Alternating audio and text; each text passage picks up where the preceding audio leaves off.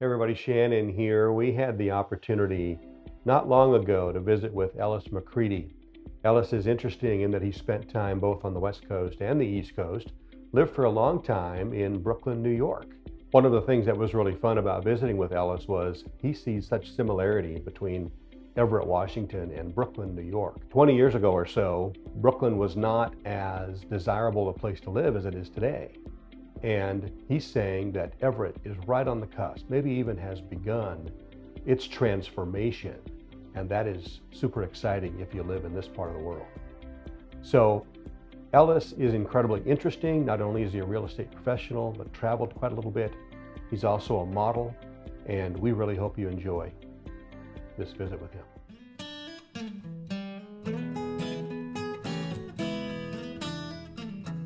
You and I have had a chance to visit a little bit, cup of coffee, and you invited us over to the event that you had kicking off Holiday all over there. That was just an amazing afternoon. Yeah, it was at least so on my fun. view. Yes. And so it kind of gave me a little bit of a taste of what's happening in Everett. Mm-hmm. But before we really go down that road, which is an extensive rabbit hole, For sure. let's talk about you and kind of where you came from. Okay. I know you've got some history here in the Yeah. North End, and Mm-hmm. so share a little about yourself. Yeah. I mean, I grew up right in the area, Seven Lakes.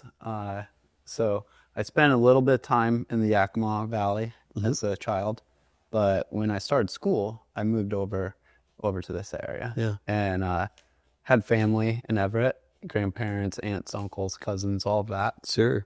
But for me, that was too big city. It was too noisy. I wanted to be out in the farmlands, riding my bike to the lake and all that. I love that.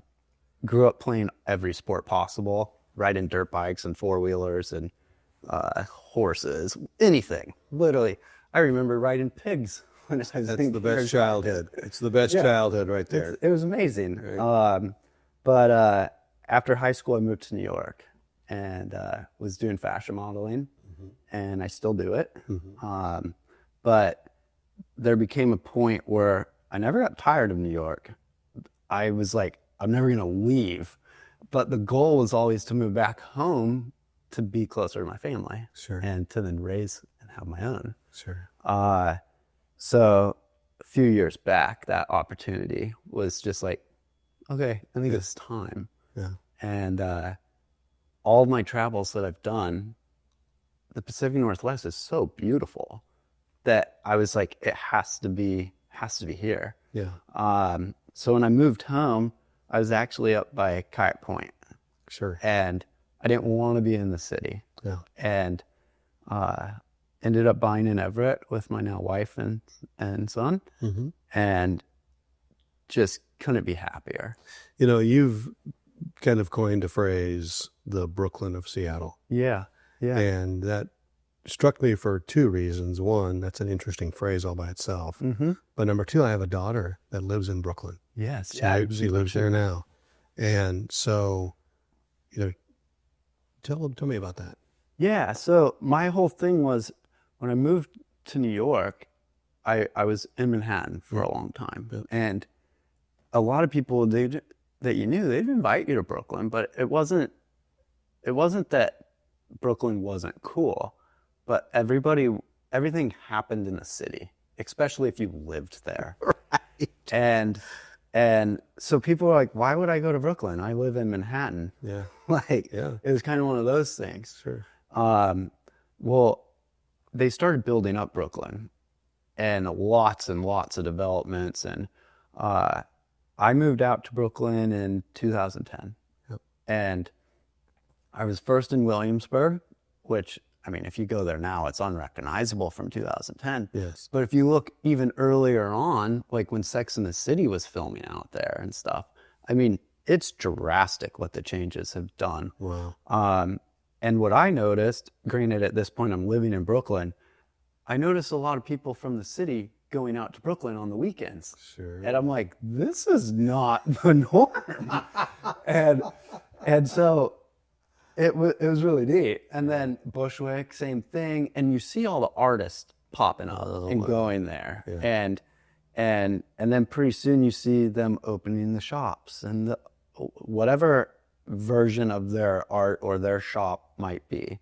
And then you see the clothing stores and the art galleries and the restaurants and the chefs, and everybody's coming out there. And all of those are drawing, contributing to making this community what it is today. And then I moved out to Park Slope as Williamsburg got busier and busier and busier. Sure. And I wanted a backyard apartment, and a buddy of mine was moving to San Francisco, and I was like, I'm taking your apartment. So I went to Park Slope, which was great. I lived right on Prospect Park, which is the same people that built Central Park, but you don't have as many of the rules. Sure. So we could have beers in the park and chill and have barbecues and all of that. And I'd go running there all the time. It was fun. It was more of like, for a city life, it felt as rural as you could get.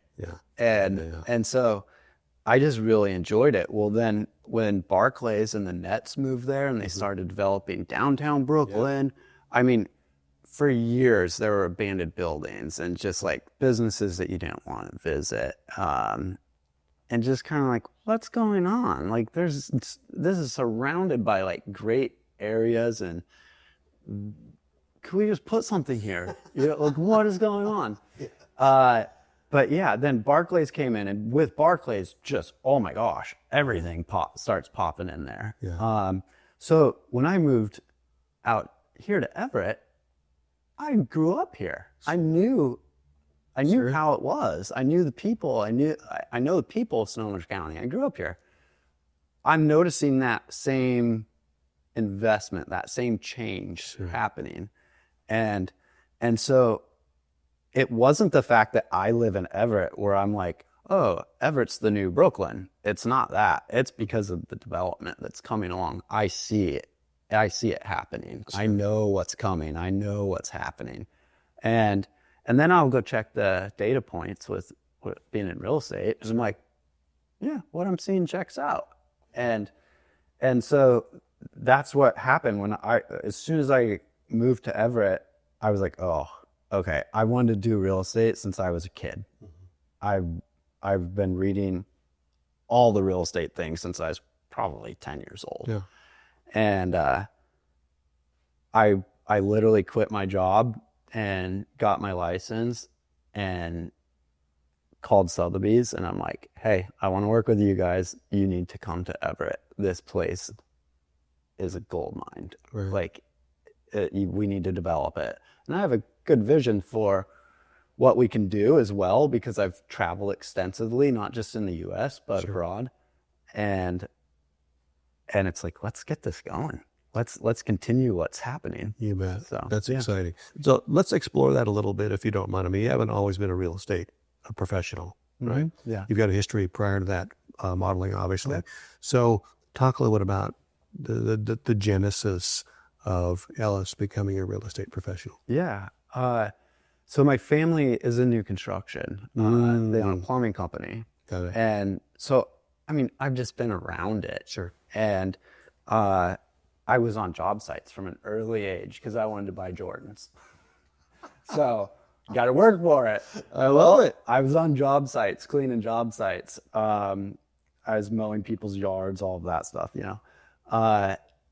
And then my first job was for a builder out of Linwood, because my family, where they had their office, was on their property. Sure. And so I was just like, hey, I want a job. I'm 16, I can work. You bet. So I was a laborer cleaning job sites. And then in high school, I detailed cars. Mm-hmm. I wanted to keep my car clean. Yeah. What better than to go to a place where you can just do that? You bet. And so that's what I did in high school. And then I went into modeling. And when I moved home, I wanted to do something other than just model. Sure. Well, that's when I was going to get my license. But my parents were like, hey, we want to retire at some point. Maybe you should take over the company. Sure. And I was like, well, that makes a lot of sense. I can learn the company. Sure. I can run the company. I could still do real estate. Yeah, absolutely. So that's what I started doing. Well, they weren't retiring quite fast enough for me. So I was like, no, I can't wait longer. Like, I don't want to miss the boat here. Yeah. I told them, I said, hey, when you're ready to retire, call me. I'll still buy the company. Sure. But I need to go off and do my own thing. Yeah. And so that's what I'm doing. That's fantastic. So you've got a perspective that is not just local, and when I say local Snohomish County, local U.S., you've traveled extensively. So talk a little bit about that. Where have you been, and what did you see, and Oh my gosh. how is that kind of shaped? Well, it's wild because growing up, we didn't have a lot of money. So we didn't really travel. We'd drive to places, you know? So, I mean, I was in the car. We drove to Reno. Sure. We drove all over through the north and into Canada and stuff. But, like, we really didn't leave the Pacific Northwest. Sure. As I got into high school, you know, like Arizona or Vegas or something, you know. But, like, again, I didn't really travel. Sure. It wasn't until I started modeling and flew down to LA for a job, came back. I was working actually at Crown Distributing, which is an Everett-based. Budweiser was their big, and then they moved into Arlington. Well, I was going back and forth to LA constantly, and then it was just like, oh, I need to move to New York. So I did that. Well, through modeling, I mean, all over Europe, but really where the traveling started was when I met my wife, because she works in global health, and it allowed me to go to places that I typically wouldn't necessarily get to go. So I've been to multiple countries in Africa quite a few different times. Been all over into Asia now. I mean, China, Taiwan, Indonesia. Sure. I've been to so many cool places, and you start to, I mean, my first trip to Africa was, we went to Uganda. Wow. Now, it's one thing to like hear about it, see it on TV maybe. To go there and experience it, it's unbelievable. First off, the people are fantastic. I'd never experienced the hospitality and just the kindness, sweetness of people. Yeah. Their political system, Yeah. you know, that's another topic. Sure. But the people are just wonderful. And then as you start to see how their like day-to-day life is, you start to realize how we could just send them an iPhone or some shirts, or how are they, like, you're so out of touch. You don't even understand their lives. It's so much different. And then that's just the city. Then you go out into what they call the bush, and it's the traditional like mud huts, going to the river to get their water, making their own clothes. But the people are happy. Oh yeah. And their clothes are so clean, and they are dressed to the hill. I mean, they look great. And you can tell like education's very important to them, and the stories that you hear about, like, literally one of my wife's colleagues was a doctor, but he was like, I grew up under a tree because they were forced from their homes. And that's putting the story short and mild.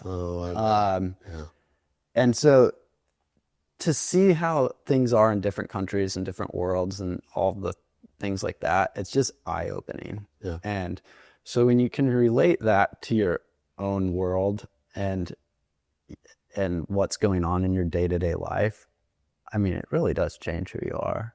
Without a doubt. Yeah. Yeah. I've not traveled extensively like that, but I have been in third world countries, and you know, to see the way that they live really gave me an appreciation for the opportunities, for sure, that we have available to us. But also, for instance, our driver, we went on safari, and his name's Mark. He's awesome, and he speaks 6 or 7 languages. These people are incredibly smart. Yeah. And he's driving us, talking about every animal, every bird, every, like, this is how you track them. It's so cool. And we're driving back, and I'm talking 70 miles an hour, not joking, 6 inches off of someone's bumper. And I'm like, how is this? So I told him, I'm like, hey, Mark, do you know what Formula One is? He's like, yeah. I'm like, I'm pretty sure the next champion's coming from Uganda. I'm like, I've never seen people drive like this. Right. And it's the same, like, you go to India, just the population and the amount of density of people trying to move. Yeah. You look at LA and I-5 and all this, it's not anything compared to what they're doing. But yeah, it is funny, you know, we're going back for food. You order a meal ahead because it's literally farm to table. Sure. And so, like, once you eat what you've ordered, there's no more food. They have to go pick it from the garden and process it and make. So you order it ahead. So we're driving back, and Mark calls where we're staying and said, "Hey, prepare the lion's share. Simba Ellis is on his way." And I just like, yeah, well, we just spent a week together. He knows. Probably fun to hear and more fun to see. Yeah. Right? Yeah. But the food's so good because it's like, it's fresh. They literally, it's great. Yeah. So. That's amazing. Yeah. Well, let's get into Everett. Mm-hmm. Let's really talk about that. Yeah. Because again, you've given me bits and pieces of this vision that you have for wherever it is, you know, what this palette looks like and where they could go, and some of the winds of change that you've experienced. Yeah. So, I mean, what I've noticed, I mean, depending on how long it's been since whoever has driven by Everett or through it, I mean, as a child, it was smokestacks and the paper mills and all that stuff. And they've just been cleaning it up, and it's getting nicer and nicer. And a lot of people never really get off of I-5 to go in to look at Everett, and they just drive by or they hear things, whatever. And it is changing. And again, I can compare it to Brooklyn. The people that have been there and know, they love it. They like it. Now, as everybody's catching on, the developers, the people that aren't from there or whatever, it's just getting better and better and better because everybody's kind of bringing their style in. Sure. But also it's super diverse. And when you start traveling and, you know, go to Peru and eat their food, go to Colombia, have their food, and you start bringing those people, and they open their restaurants, and they bring their traditional, you know, whatever that is, their lifestyle, whatever. It's different than culture elements. Yeah. So when you start mixing all of that, you get some really cool fun stuff that happens. So what I see Everett is the future is like, I mean, I have a great view. And so I look right out at the Navy base in the port, and I see the waterfront. And so I see the development and stuff going on. But it's just such a pretty place to live, or visit, whatever you want to do. But I mean, you have the mountains on literally 3 sides because you look out and you see Baker. You look to the west and the Olympics are just gorgeous. And then you see Whidbey Island and Hat Island and all that stuff. You look to the east and the Cascades are just beautiful. And so like, it's such a great place from that aspect. But then again, we have the largest public marina. So if you're a boating person or if you like anything water-wise, kite surfing, whatever it is, we have that. And as they develop the waterfront and get more recreational things to do for people that don't have a boat, but to be able to still use and do water activities, that's going to be life-changing for a lot of people. It'll just be fun. It'll draw people in. But then other aspects, I mean, Everett Mall is getting redeveloped. It's going to be an indoor-outdoor situation. They're going to have Topgolf. So again, more things for people to do, but also it's going to draw people from outside the area. I look at tourism as free money for the city. The more people that we can get to come here and spend the money, the more that we'll have to do services and to build more fun things for people to do. Sure. And a place is as beautiful with the resources that we have. How could it not just keep getting better and better and better? Have you heard anything? You know, we've got the World Cup coming to the area in 2026. Seattle's going to be one of the sites where the games are played, and so is Vancouver, BC. So this corridor, if you will, between Vancouver and Seattle, seems to me anyway, is going to be well traveled by those who are visiting. And right in nearly the middle of that is Everett. So have you seen Everett, any movement in the direction of Everett leveraging that event? As far as I know, showcase what the direction Everett's going? Yeah, as far as I know, they're going to be having events for World Cup. But Everett's working on getting a soccer team right now. So that popularity there is growing. But I'm not for sure exactly what they have planned. But I know there's going to be stuff going on. I know they're going to be redeveloping, if you will, or maybe moving the baseball team. Right, the Aqua Sox. I mean, they've announced and said that it's happening. I am not a believer in it until they break ground or start moving buildings. Just because it's a political time right now. And I think there's a lot that's hanging on who wins the election. But as we sit currently, they're moving forward. Me personally, whether the city can afford it or not, I mean, that's obviously a big issue. Of course. You don't want to build something you can't pay for. But from a fan experience, it makes so much more sense. Well, my understanding is Major League Baseball is requiring it. Yes, they are. It's not like the city's just like, hey, let's do this, you know. Major League Baseball is requiring it, and we are the only team that doesn't meet the qualifications right now currently. So something has to be done or we're going to lose the team. I know people of Everett don't want to lose the team. I know the Aqua Sox don't want to leave. I've heard Bellevue wants to buy the team, or not necessarily buy it because it's not for sale, but host the Aqua Sox. So we'll see what happens. Hopefully they stay. It's a great thing for the community, you know, to have without a a team. doubt. And if they build a new stadium, then with soccer is supposed to come. With the Everett Music Initiative, they do so many great concerts at the waterfront and downtown. I'm sure they'd fill that place as well.